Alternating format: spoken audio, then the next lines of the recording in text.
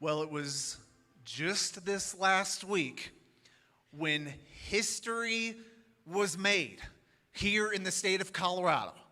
For the first time ever, the Denver Nuggets were the champions of the world. Oh, come on, a little bit more clap right there. You better clap now because it's going to be a long fall with the Broncos and Russell Wilson. So now cheer while you can. And if you're not from Colorado, you're joining us online, just let us just enjoy our moment, okay? This doesn't happen very often for us. Now, it was pretty incredible because you think of how many pieces had to fall into place over the years for the Denver Nuggets to get to this moment of getting to the top of the world when it comes to basketball.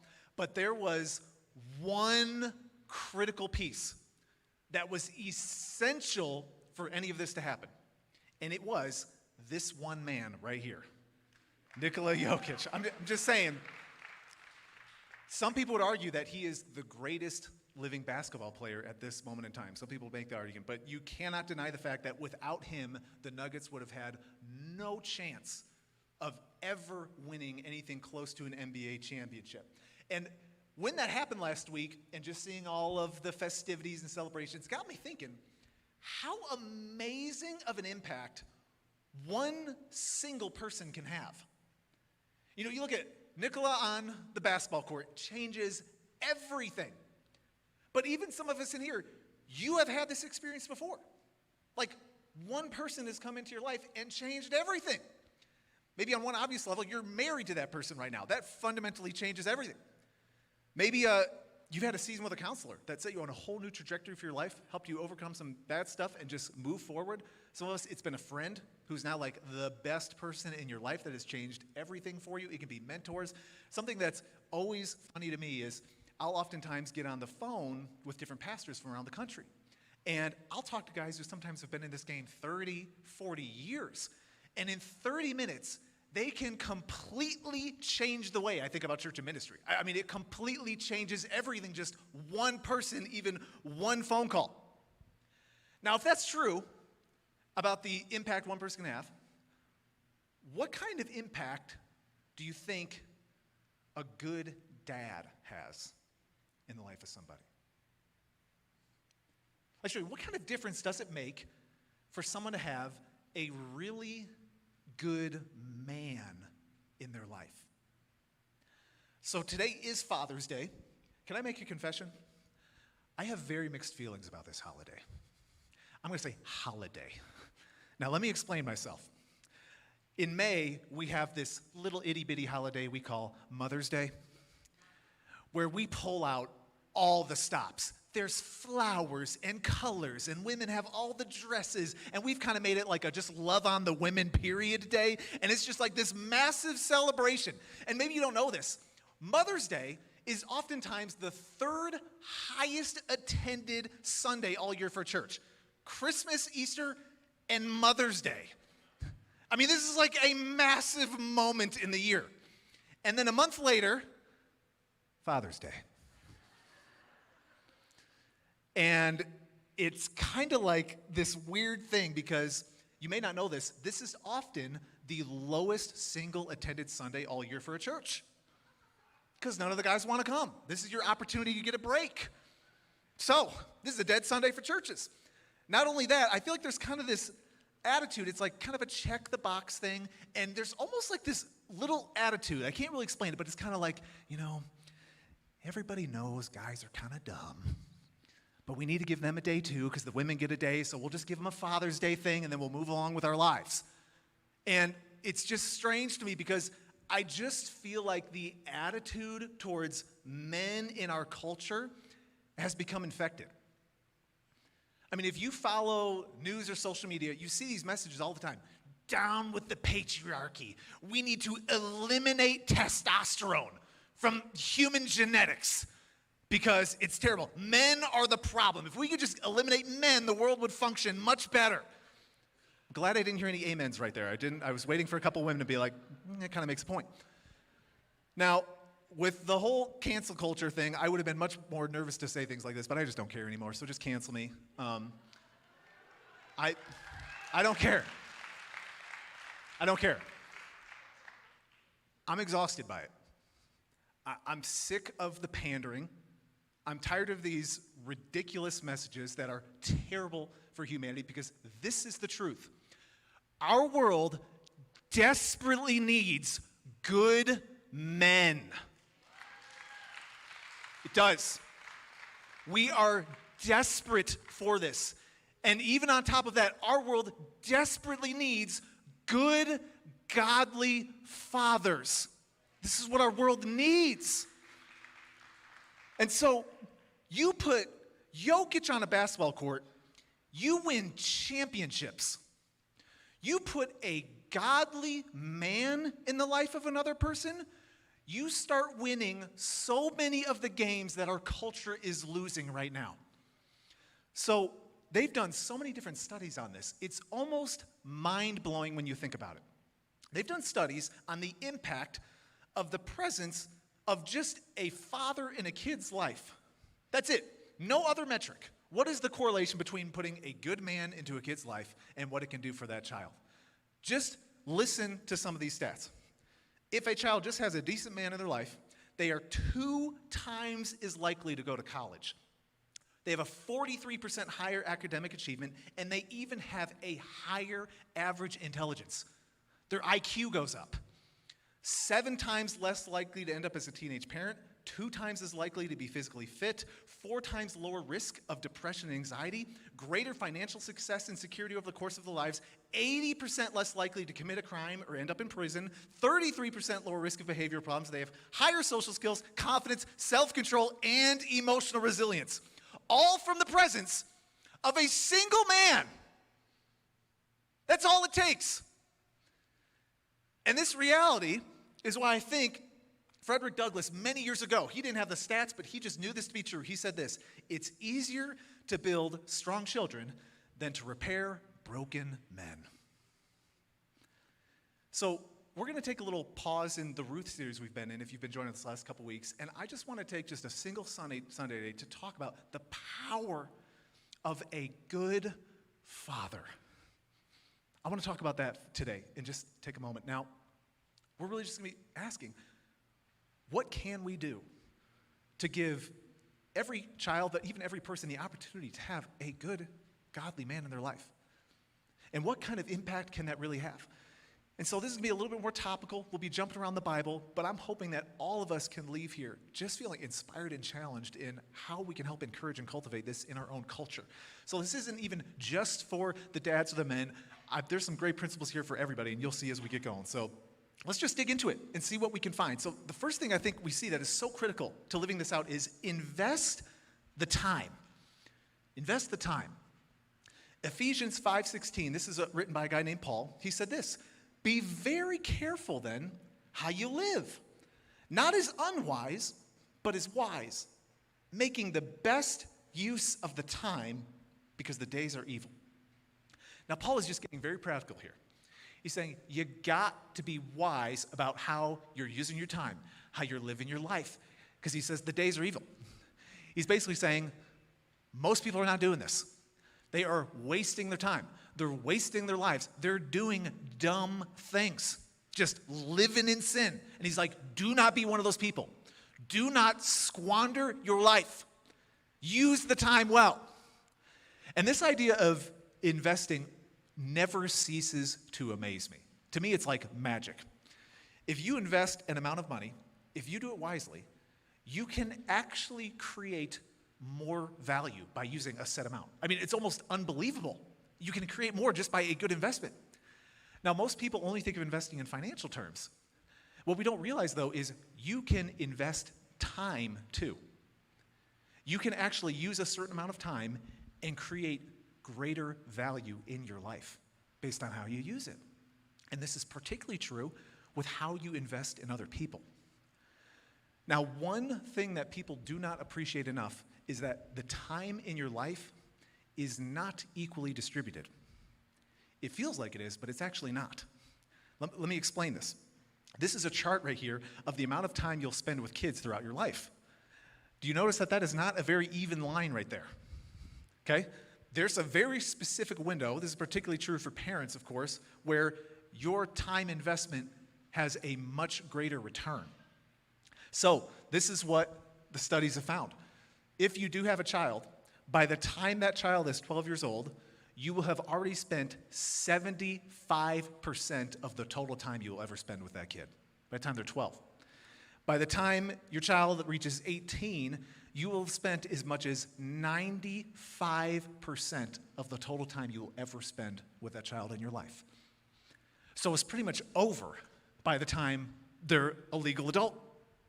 So you need to take that massive investment window you have and use it to its best potential. And so, here's how this works. I have so many people who talk to me who are way further in the parenting journey, by the way, and they have adult kids. And they just love the relationship they have with their kids. They're like their friend now. They just get to hang out with them. They love to have them over. It's like a beautiful thing. That did not happen overnight. That was years and years of painful toil. But now they are experiencing the benefits of a very, very good investment. I saw this post on social media recently, and I just had to save it. And I've been looking back at it often. This is what the person said. 20 years from now, the only people who remember you worked late are your kids. That one caught me. Because I know there's a lot of things that compete for our time. I get that. But I think particularly with fathers especially, work sometimes can be the greatest competitor when it comes to us being able to make strategic investments in the next generation. And I know everybody has a different situation and season, but I've noticed more and more today that a lot of people's jobs are not really protected just by time or even place. Your work follows you home. It's on your phone. Your email's constantly going off. I mean, I'll get messages from our staff at 10 p.m. sometimes. I always ignore them, but they sometimes message me very late. And so there's just always work. And again, you have to adjust this for your season. I'm in little kid phase right now, so I'm just speaking from my experience. So you think about this. But one thing that I have learned as I've done the math is just how small my opportunities really are. So for me, in a typical day during the week, I'll have maybe about an hour with the kids before they go to school or childcare. And then if I get to work at a somewhat normal time, maybe another hour, hour and a half after. So maybe in a typical day, I'll have 2.5 hours of real physical present time with my kids. That's actually not a whole lot of time when you really think about it. And I will tell you this right now, I fail at this often. I am preaching this way better than I'm practicing it right now, okay? And Nicole's right there for accountability. You can ask her. But I am constantly trying to remind myself, I have to maximize that investment opportunity right there. Because once you lose it, it's gone. And so for me, I do have one of those jobs that just can fill your whole life, like it never actually stops ever. So I've actually learned just this amazing secret, if it helps any of you, food for thought. I call it just kind of staggering my schedule or doing split shifts. So I try to plan my day around those windows with the kids as much as I possibly can because they're so small. And so sometimes it means I got to get up stupid early to get some stuff done before they wake up. And then when you get home, you try to really put the computer away. You try to put the phone away. Again, preaching better than I'm practicing. But once they're in bed, then you got a couple more hours where you got to knock some things out too. Now, I'll tell you this right now. This is an exhausting way to live my life. I'm very tired right now. I'm actually napping right now. You don't know it. I'm sleeping. But it's tiring. But I've learned I want my kids to get the best investment possible. And I'm constantly striving for it and falling short. But for you, you have to realize these are small windows of time. They don't last forever. And so I don't want my kids only having memories of me staring at a phone and a computer. And so I don't know what your season of life is, but how can you maximize the investment opportunity you have with the people that you're influencing, especially when it comes to the next generation? It will strengthen your relationship with them. It will cultivate them into a better person, but then you will eventually get to tap into those investments and you'll live a much richer life too. You got to invest the time. It doesn't come back. There's another layer to this too. This is particularly for the dads, but this applies to everybody. Raise them up spiritually. So we're still in the same letter Paul wrote in Ephesians. He says this a chapter later, chapter 6. Fathers, do not exasperate your children.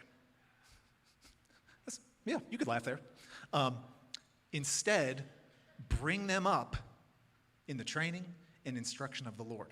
Now, that whole don't exasperate your kids, that's a whole sermon in and of itself. I'm going to save that for another day, okay? Maybe that'll be next year's Father's Day. But I want to focus on the second half. Bring them up in the training and instruction of the Lord. Now, this is what's interesting to me about this verse. Paul does not say, hey, moms and dads. He doesn't say that. He specifically addresses the fathers, the men. Now, there could be a lot of reasons for this. Maybe Paul was thinking of the fact that he was aware that men just seemed to struggle with this a little bit more. It didn't come as natural. Maybe he was speaking to a specific moment in time, but we cannot deny the fact here that Paul is charging fathers to carry the responsibility of their children's spiritual development. The dads are called to carry this weight. Now, research has found something very interesting about this idea. What it's found is that men do seem to have a disproportionate impact on the spiritual lives of their kids. Now, I want to be careful saying that because, ladies, we all know you play an essential role. Amen, everybody? Like, we are not denying the ladies at all here. You ladies are so critical. We love you. But it is Father's Day. So, this is what the research has found. If you have like maybe a family that has a mother or father in place, if the mother is the only one who attends church in that family and the father doesn't, the kids will only have a 2% chance of making church a part of their life when they grow up as adults. 2%. Now, this is what is astounding. If the father is the only one who attends church and the mother doesn't, those kids, by the time they're adults, will have as much as a 75% chance of continuing in that spiritual journey that the father has set.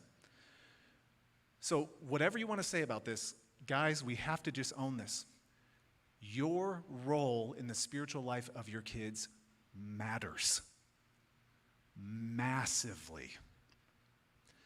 And Paul says you have to bring them up in training. Now, anyone who's ever played a sport in here, or maybe you work out, you know training is not a one-and-done thing. You don't go to the gym once. It is a daily grind. It's exhausting. It's a discipline. It's not always fun. And Paul uses that word carefully. This is training, guys. But he also says it's instruction. Now, I know some men who are really good at helping a kid learn how to throw a ball or swing a bat or drive stick shift. Like some of the guys, you are like in your zone if you just have something to help a kid learn. But again, Paul doesn't say, hey, just give them instruction. He says instruction in the Lord. And so this is not just about helping your kids learn sports, guys. Paul is adamant, you have a responsibility to help develop and cultivate a genuine faith in your kids' lives, to help them know God, to walk closely with Him and grow in their own personal relationship with Jesus. So I want to ask the dads here in particular, what are you doing to raise your kids up in the ways of Jesus? What are you doing? My general experience, especially being a pastor, get more exposure to this, is many times the women are way better at this. They take it a lot more seriously. They're a lot more passionate about it, and the men sometimes take a back seat.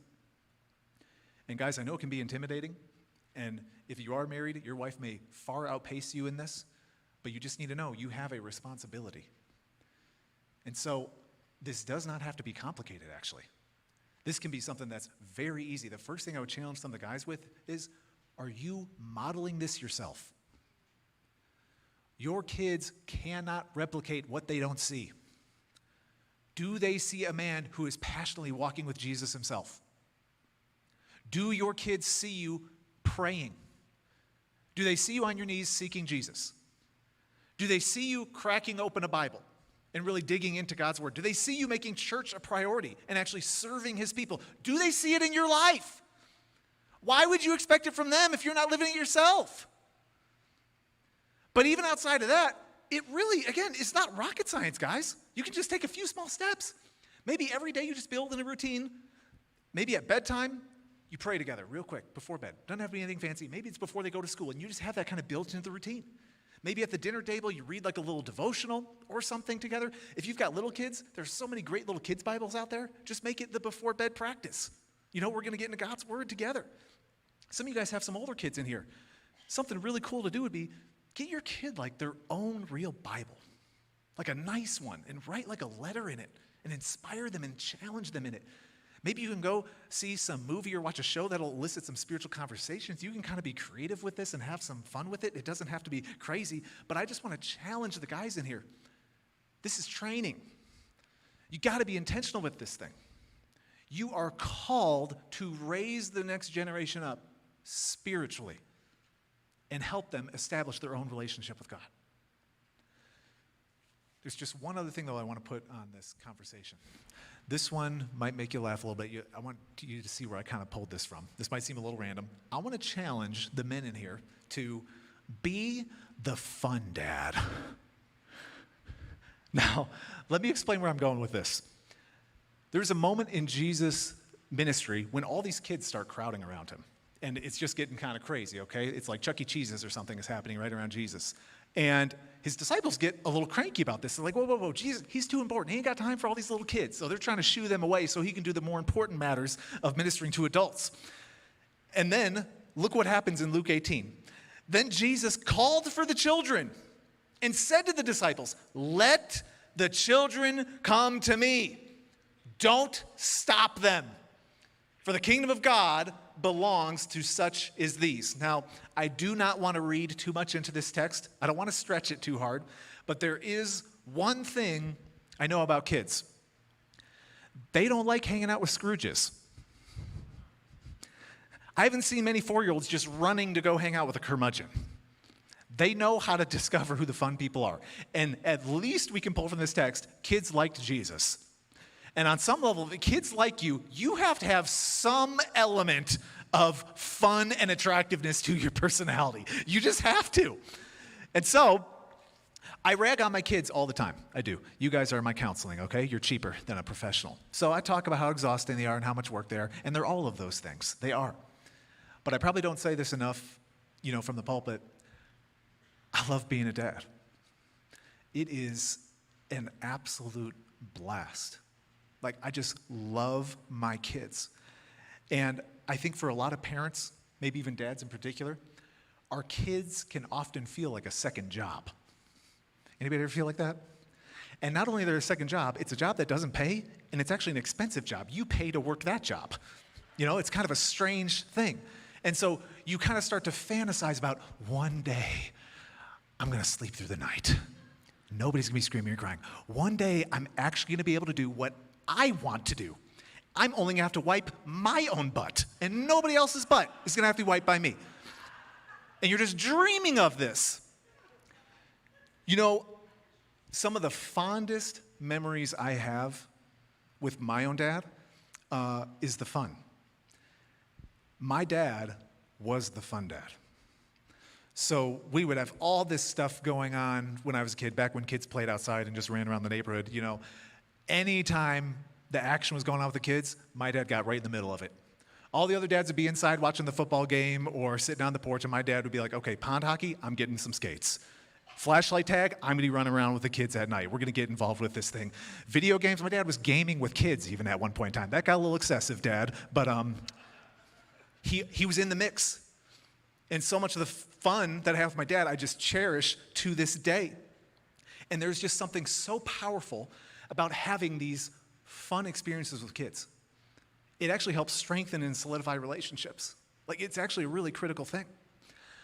Last week, Nicole and I actually took our kids to their first ever movie at a theater. Okay, this was the first one they had ever been to. Now, any of you who know Nicole's and I's parenting style, this is a massive step for Nicole and I, because our kids basically get about this much screen time. We're very low, no screen time. So to go to a whole movie theater was a big deal. But when Nicole and I talked about it, we're like, let's make this fun. Let's not just make this a check the box thing. Let's make this like a moment for them. So we did it right. We took them to Dollar Tree and taught them how to sneak candy into the movie theater. To the glory of God. Showed them exactly how to do it. We're like, don't say anything to any of the workers. Write in mom's purse. It'll be good. They did great. I was a proud dad at that moment. They did perfect. I even, and again, you know how cheap I am, I even paid $10 for the popcorn. I mean, that was a splurge, but I'm like, my kids are getting movie theater popcorn, okay? We just made it a whole experience, but it was just this fun moment with our kids. And it was just this special experience we got to share with them. Now again, this changes with age and stage and season of life, so you can think about it for yourself, but maybe you've got little kids right now. You know, there's just something so special about dad getting on the floor and just wrestling with his kids. You know, there's actually research that shows that is actually critical for a young child to be able to wrestle around with their dad. Maybe your kids are a little bit older. You should be the first man that your daughter ever dates, guys. Take your daughter on a date. Get all dressed up. Make it a thing. Let her have those special moments with dad where you can just set the tone for what she expects for a man to treat her. Again, for some of you guys, older kids, you can take them on some overnight trips. You can create some special memories. You can really have some fun with this thing. And so this doesn't have to feel like work, everybody. This can be an amazing thing in your own life. And what I want to just challenge the men to aspire to is to be the kinds of men that just live out the love and fun of Jesus in the kids that are in your own life. When I don't preach sometimes, I'll sneak out of the service and I'll walk the church a little bit. And I do that just so I can get a chance to check out kids ministry and students and see the volunteers, thank some people. So I'll do that every now and then. And last week, I actually took that opportunity. So I'm floating around the church while Brandon Freda was preaching. And first, I got to say, I am just so grateful for so many of the people who faithfully serve this church week in, week out, especially the ladies. There's so many women. You ladies literally are doing so much of the heavy lifting in this church. I'm so grateful for so many of you. It's amazing. But one thing that just made me so happy to see last week is the amount of men we had serving the kids and students in our church. You know, there are just so many good men who are just investing into kids that are not even their own. There was even one point in time I looked in a kid's room, and there were just a group of kids chasing a man around with fun noodles, just trying to whack him. And he's just running around having fun with it. They're having a blast. I was just like, that is awesome that that's happening in church right now. I chopped in the student ministry, and there are grown men sitting next to students in that room, in circles with them, pouring into them, sacrificing their own precious time for the sake of these kids. And so I just want to thank the men in our church.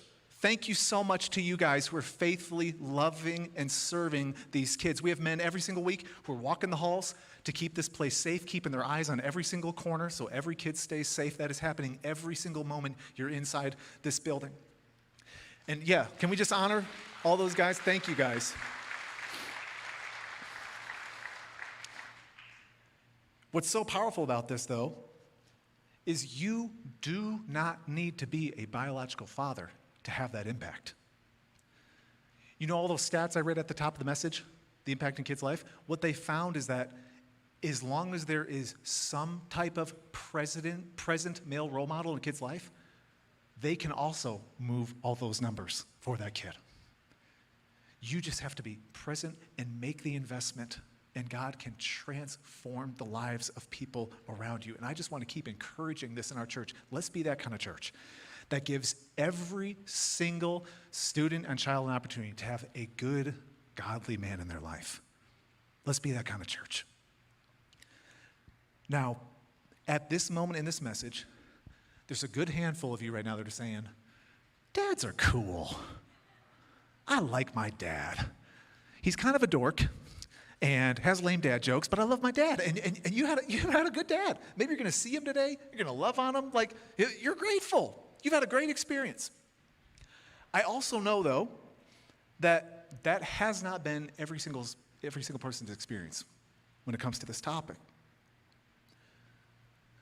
There are dads who squander their role. And they do not live up to the high calling of fatherhood. Everybody has a different experience.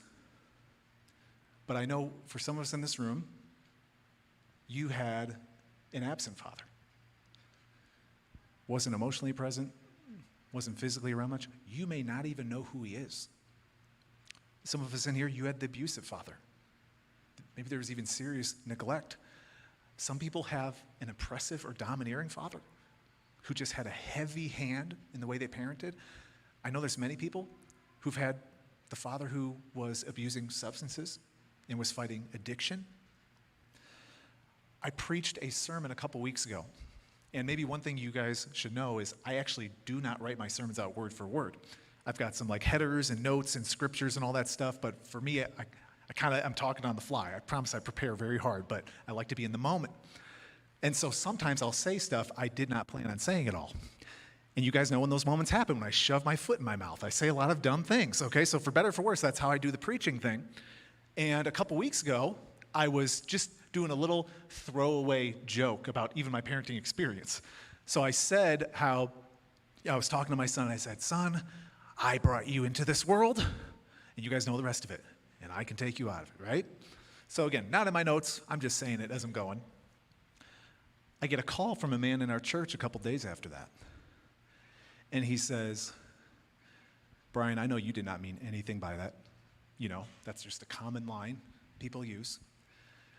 But he said, that is the exact thing my dad would say to me before he abused me as a kid.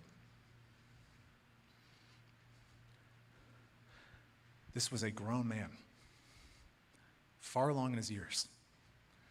And one just throwaway line in my mind brought him right back to his childhood and everything he experienced with his own father. I have learned now in my years of ministry that it is very common for people to carry around father wounds their entire life. I had a conversation with a man in our church. We had dinner a little while back. We were actually talking about this topic. And he said, you know, Brian, the whole father wound thing, he's like, it's not really like a scar, because scars, you don't really feel them after a while. You just kind of see them. He said, a father wound is more like that pain you get in your knee as you age. It never quite goes away. Sometimes it tweaks up a little bit, and sometimes it's just that little present throbbing. It's like, that's what a father wound feels like. It's just kind of this twinge in your soul that you feel from time to time.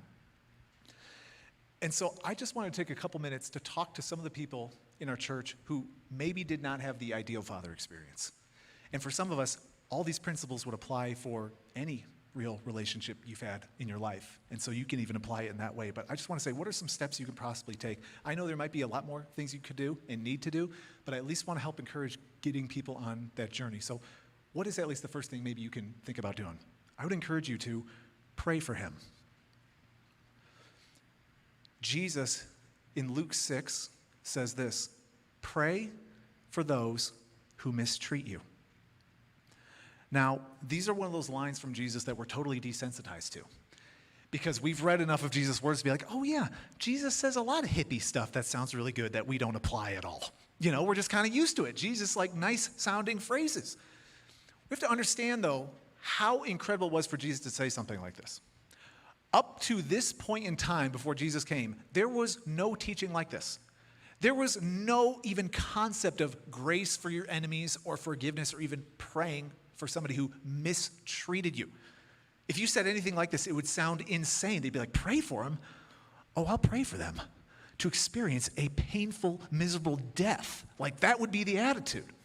And so Jesus' teachings flew in the face of the culture. And any general understanding you have about this idea, you can give Jesus credit for. Sometimes I'll have conversations with people, and they'll be complaining about a person, big time. Usually it's about a politician. You know, they'll have a lot of thoughts. And I'll listen to them for a while, and then when they stop to catch a breath, I'll say, hey, I'm just curious. How often do you pray for that person? And I just see like the look in their eyes like, oh boy.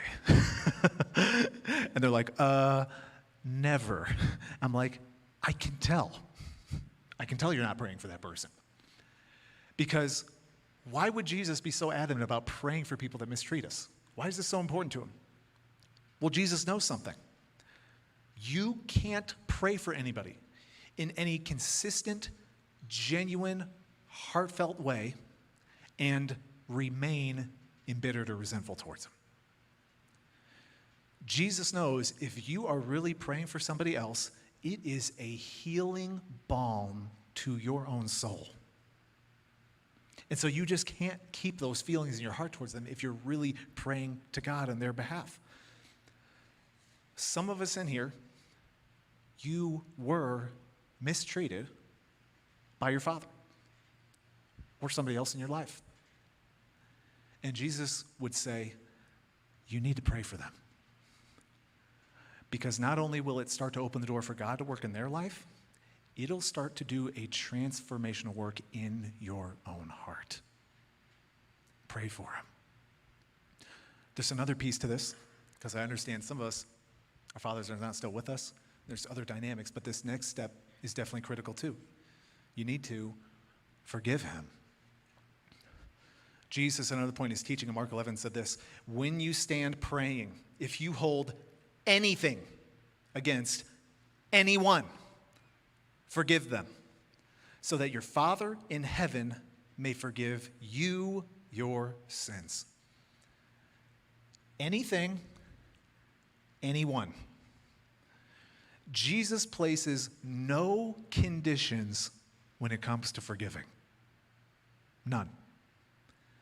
Now, I do feel like forgiveness has become sort of a cliche in our culture. I don't think we actually understand it. We know it's a good idea, but we don't understand it. Because some people, they think, oh, when I forgive somebody, this is what this means. It means I'm minimizing what they've done to me. And that's not at all what Jesus is saying. Some people think, oh, when I forgive, that means we've reconciled. And that's not it at all. When you forgive, it doesn't mean there's trust in the relationship. It doesn't even mean the relationship has been restored necessarily. Some people are like, well, am I letting him off the hook if I forgive her? I don't feel any type of forgiveness in my heart. And so we totally misunderstand this concept completely. Paul, in another letter, helps unpack what this concept really is. In Colossians 2, he talks about what God has done for us. He said, he forgave us all our sins. He canceled the debt which stood against us and condemned us. He's taken it away, nailing it to the cross. At this very moment in time, our current national debt is $31 trillion. Now, the estimates are that it will be over $50 trillion by the end of this decade. That's a lot of money. If you do the math, that means every tax-paying household in America would have to pay $250,000 to help get us back to break even. If you factor in all the unfunded Medicare and Social Security that we're accountable for too, every individual taxpayer in America would have to pay $933,000 to help cover all of our debt. Now, how many people here, if the IRS came and knocked on your door today and said, we need $1 million check right now, how many people in here would be in trouble? That'd probably affect the bank account just a little bit. Now, we have massive financial debt in our country, but there's actually an even more critical debt going on. And this is the truth about every single person's situation. Every single one of us has a ridiculous spiritual debt worth way more than trillions and trillions of dollars. It's actually unpayable. You could never accumulate the spiritual resources to pay off the debt you owe God. And some people don't understand that. The reason is, God is perfect. He is infinite. You sin against him, and you have already racked up an impossible debt. Even the smallest thing is the most heinous crime in the face of a perfect God. We cannot pay it. But did you see what Paul said? He said, God forgave all our sin. He canceled the debt. Jesus paid the debt. He said it was nailed to the cross. This was not free. It's not like God just wrote off the check. No, he paid it. And the reason he was able to is because Jesus was God. He had the spiritual resources to cover the payment. He was the only one who could. Jesus paid it all. Some of you in here, the reason why you do feel so heavy all the time, the reason why you don't feel a sense of levity and life, is because you're still carrying your debt. You're still trying to pay it in some way. You think you can earn it or achieve it or cultivate some sort of life that's going to fulfill you in every way. And you need to know you're not going to be able to do it. And today would be a really good day to have your debt canceled. Have you ever handed God your debt? Have you ever allowed him to cancel it in your life? That is the best thing you could possibly do today before you leave. Say, God, I'm giving you my debt. Because when you do that, he will take that weight off of your back, and you won't have to carry it. So if you are a genuine Christian here, you know that experience, Jesus setting you free. It's a great thing. It's a beautiful part of the Christian faith. But there's another expectation here. Look what Paul says in Colossians 3, forgive as the Lord forgave you. God's forgiveness is our standard. He says, you need to forgive in the same way that God has forgiven you.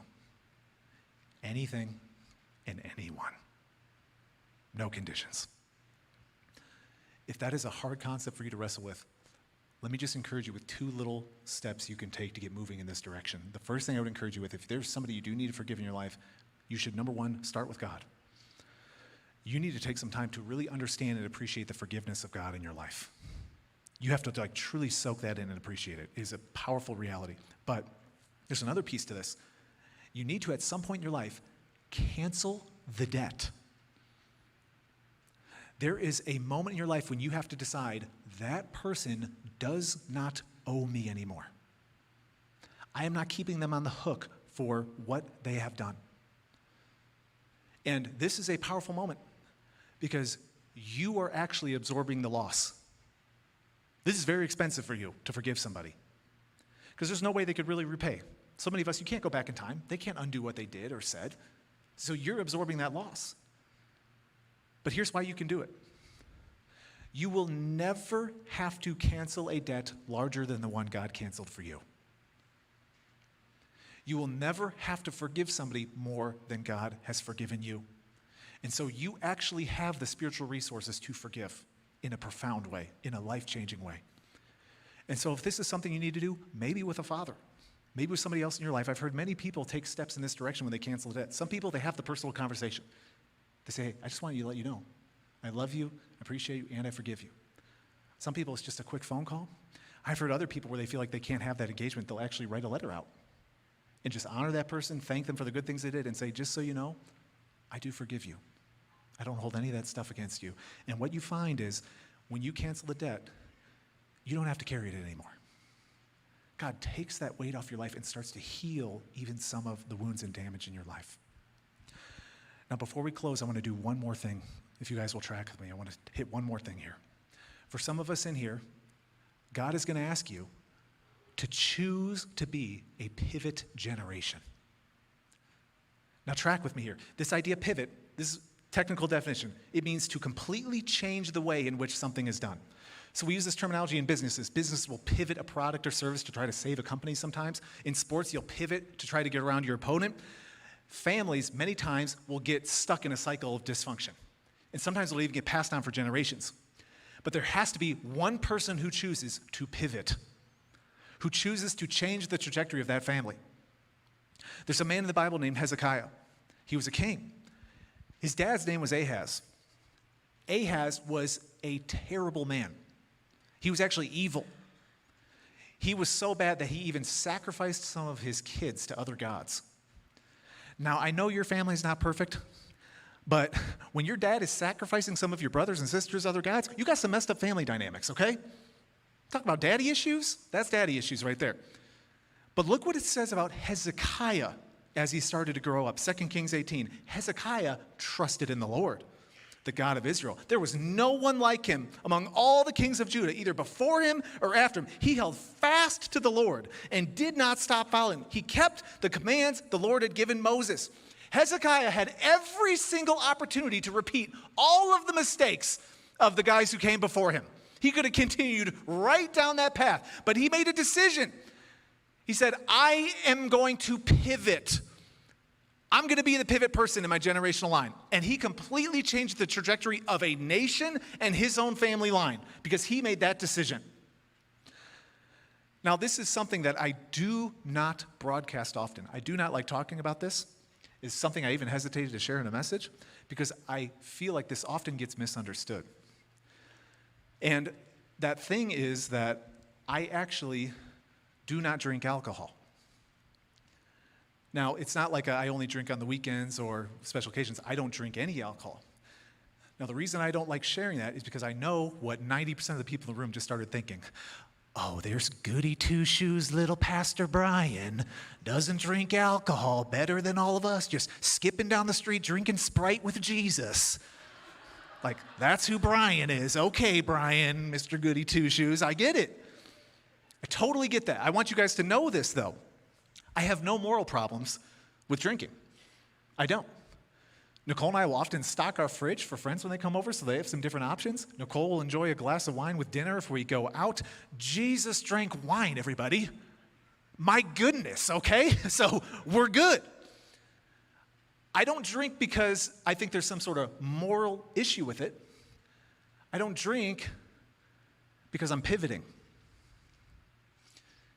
You see, as far as I know, my family line has really struggled with alcohol addiction, as far back as I can measure. And it was a huge impact on my family as a child. I saw massive damage that alcohol and other substance abuse can do. And I remember in my early 20s, I went out with another pastor one time after a late night service, and he ordered a drink. And so I didn't want him to feel weird, and I was like, okay, fine, I'll order a drink too. But I remember when that bottle got put on the table, I had this moment where I just sensed God speaking to me, and he said, Brian, that's not for you. With your family history and the dynamics you've seen and experienced, and even some of the genetic risks that can come with this, that's not something for you. And I just really had to take that impression seriously because I know for so many other people, it's perfectly fine. For so many of you in this room, you can have a drink. It's not an issue, and more power to you. Seriously, I've got no problems with it at all. But God is asking me to make a sacrifice for the sake of the generations coming after me. And some of you in here are called to be a pivot generation in your family line. God is asking you to make some massive changes so you can transform the trajectory of where your family's been going. And it may come at a massive cost. You may have to make sacrifices that many people don't have to, but it's going to be worth it. Many people have to pivot. You actually have to absorb a lot of the issues that came before you so your kids don't have to take them. It's painful. For some of you guys, you're going to have to find a way to give your kids what you were not given.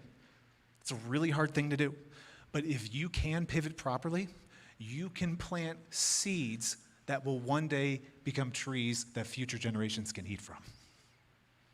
You can be that person in your family line. Thank you.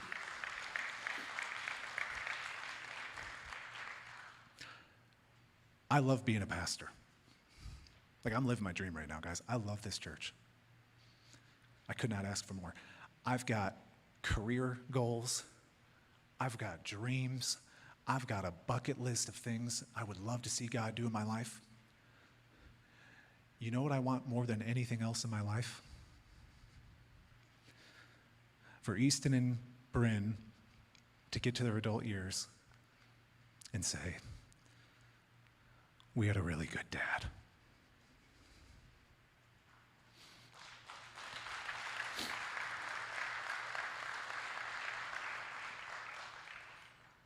I want that more than anything else. I'll make any sacrifice for that. And for any of you who God may be asking to make sacrifices for that as well, trust me, it'll be worth every single sacrifice. I'm going to ask the worship team to come out. We're actually going to sing a song we just thought would fit so well with just talking about Father's Day. It's called Yes, I Will. It is a declaration of God, I want to step into your call for my life, your purposes. I'm going to worship you. I'm going to live a life that brings you praise and glory. And it's such a perfect opportunity for the men in the room to say, that's the kind of life I want to live. One that so many men are passing on. And so I want to challenge everybody to like sing this out. Like, God, I want to live these things. I want to make my life count. I want to use the time you've given me, not just wisely, but for maximum impact. And before the worship team sings this, though, I have to speak to one group of people in here, very briefly. I know for a lot of us in this room, you hear this sermon, and it's hopefully a little inspiring, helpful, challenging, you're encouraged. I also know, though, that there are some men who are hearing this sermon right now, and you're actually feeling a little discouraged. Because you feel like the dad who messed up. You're like, Brian, I was the dad who squandered some things. And maybe at this point in your life, your relationship with your kids is not what you wish it could have been. Maybe the marriage didn't work out the way you're hoping it would have worked out. Maybe there's just pieces in your life that you're even still picking up because of this. I know every single situation is different. I know it can be very complicated, but you need to hear me today. Jesus canceled your debt. He canceled your debt. We sang it at the top of the service. His mercies are new every morning. His faithfulness does not change for you either. And God today can set you free of any of the guilt and regret and past that may still be dragging you down. And for some of the men in this room, you know what your story can be? He finished really well. He finished really well. And I'm telling you, man, that is a great testimony. And it brings glory to God. So some of the men in here, you can just make this decision today, given whatever circumstances you're in, you say, God, I'm going to be the best possible dad I can be with where I am right now. Whatever that means, I'm going to do my best with the life I have left. And I'm going to trust you to make it a wonderful story of finishing well. So I'm going to invite us all to stand. And I want us to sing this song out and declare to God, yes, I will. Everything you're calling me to do. In Jesus' name, let's sing it out.